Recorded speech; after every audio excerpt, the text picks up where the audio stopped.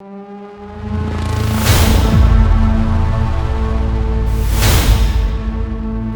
বসে আছেন কে? আপনার যেটা করার দরকার সেটা করেন, আর তাড়াতাড়ি করেন। আমার হাতে কিন্তু কোনো সময় নাই, কারণ আপনার ছাড়া আমার অনেক কাস্টমার আছে। আপনার শেষ পয়েন্টে দেখা যাবেন বলবেন এখন সময় দাও, তখন কিন্তু আমি সময় দিতে পারবো না। আর আমার টাকা যেটা এটাতে কিন্তু আমি বুঝা নিমু, আপনি পরে কম দিলেও হবে না। আমি তোমারে কোনো কিছু করতে আসি নাই। কিছু করতে আসেন নাই মানে তাহলে এই জায়গায় আইছেন কে? এই জায়গায় কি কেউ কিছু করা ছাড়া আসে? এই জায়গায় করার জন্যই আসে। আপনি যেটা করতে আইছেন সেটা করে জানতো। আমি তোমার কাছে 1 ঘন্টা সময় চাই, আর এই 1 ঘন্টার সময়ের ভিতরে তোমার যা টাকা লাগে আমি সব দেব, কিন্তু তুমি আমার যা কথা বলি সব শুনতে হইব। আচ্ছা ঠিক আছে, আপনার যা মনে করে তা করেন। আপনার সময় 1 ঘন্টাই। ওই 1 ঘন্টা পরে কিন্তু আপনি বলতে পারবেন না যে এটা বলবো ওটা বলবো। আমার টাকা কিন্তু আমার বুঝাই দিতে হইব। এখন আপনি যা খুশি তা করতে পারেন। আমি জানি আপনি একজন একটা শিক্ষিত মেয়ে, আপনার ভালো একটা ছেলের সাথে বিয়ে হয়েছে, ভালো একটা ফ্যামিলিতে বিয়ে হয়েছে, কিন্তু আপনি এই লাইনে কিভাবে আসলেন? আর আপনি এগুলা কি আবল তাবল কইতাছেন? আমার ভালো একটা ছেলের সাথে বিয়ে হয়েছে মানে? আর আপনি এগুলা কি উল্টাপাল্টা কথা কইতাছেন? এই যে দেখেন, এই সমস্ত কথা আমারে বলেন না। আপনার যেটা বলার দরকার সেটা বলেন। দেখেন, আমার কাছে লুকায় লাভ নাই, আমি সবই জানি, আর আপনি আমার কাছে সব প্রশ্নের উত্তর দিতে বাধ্য। আপনি আমার এই ব্যর্থ জীবনের কাহিনী শুনে আপনার কি লাভ? আপনি এগুলা শুনতে চান না আমার কাছে, আর আমি বলতেও চাই না। দেখেন, আমি বেশি কিছু জানতে চাই না, আমি শুধু জানতে চাই আপনি এই লাইনে কিভাবে আসলেন। শুনতে চান তাইলে আমার জীবন কাহিনী? তাহলে শুনেন।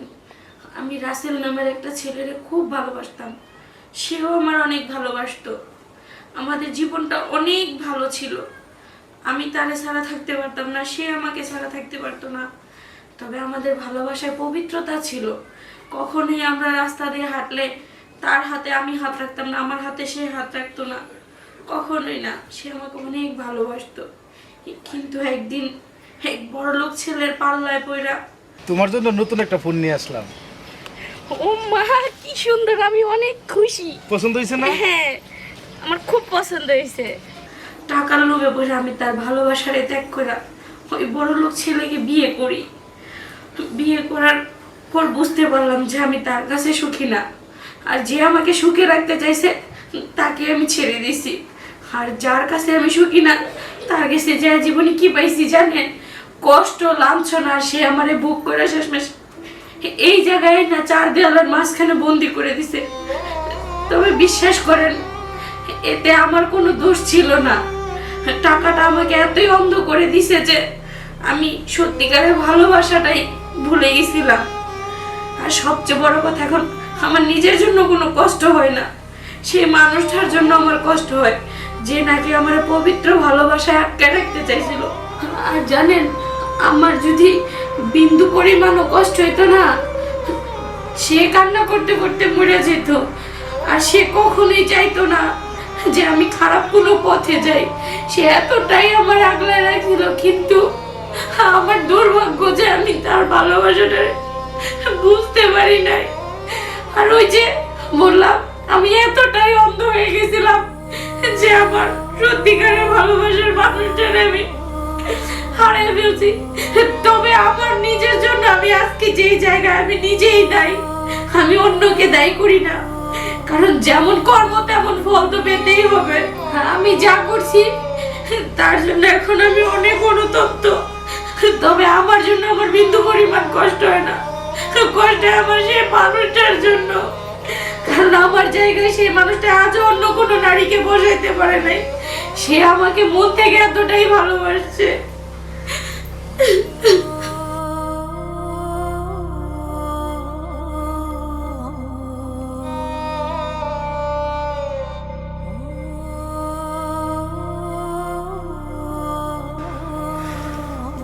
আচ্ছা, রাসেল যদি তোমারে আবার নিতে চাই, তুমি যাইবা? সেটার কখনোই সম্ভব না, কারণ আমি তার আর ঠকাইতে পারবো না।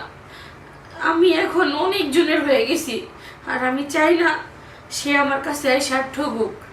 সেজন্য আমি তার কাছে ফিরে যেতে চাই না। রাসেল, রাসেল।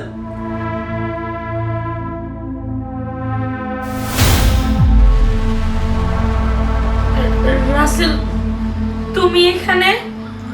হ্যাঁ, আমি এখানে তোমার জন্য আসছি। আর আমি সব কিছু শুনছি। আমি তোমার নিতে আইছি, চলো আমার সাথে। না রাসেল, আমি আর তোমার সাথে ফিরে যেতে পারবো না, আর এটা কোনোদিন সম্ভব না। আর আমি চাইও না তোমার সাথে যেতে। তুমি এখান থেকে চলে যাও। তুমি কখনো আমার সাথে যোগাযোগ করার চেষ্টা করো না।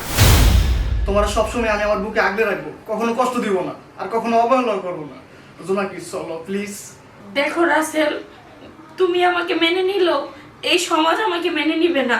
আমি এখন একটা ভিন্ন সমাজে বসবাস করতেছি। তুমি চলে যাও এখান থেকে। এই সমাজ কখনো আমাকে মেনেও নিবে না, আর আমি তোমার সাথে যেতেও পারবো না। যে সমাজ তোমারে মেনে নিবে না, সেই সমাজে আমিও তোমার নিয়ে থাকবো না। তোমার নিয়ে আমি দূরে কোথাও চলে যাবো। জোনাকি, তবুও আমার তোমারে চাই। জোনাকি প্লিজ, চলো আমার সাথে। তোমাদের যেই সমাজ মেনে নিব না, এই সমাজে থাকতেই পারো না। এই বস, তোমরা দুজনরে আমি দেশের বাইরে সেট করে দিব। তোমরা দেশের বাইরে সুন্দরভাবে আরামায় এসে জিন্দেগি কাটাইবা। তুমি যে তারা এখনো ভালোবাসো, আর সেও তোমার এখনো ভালোবাসে।